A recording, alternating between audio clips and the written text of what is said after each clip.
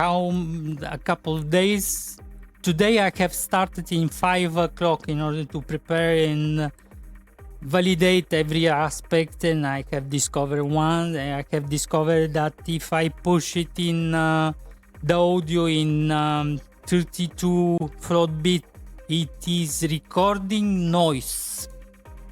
It is unrecoverable inside H.264. If I push here audio,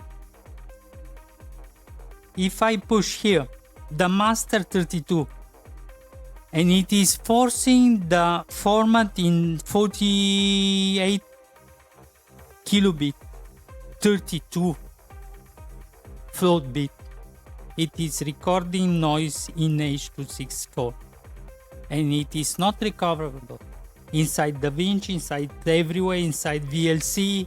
It's noise, real noise.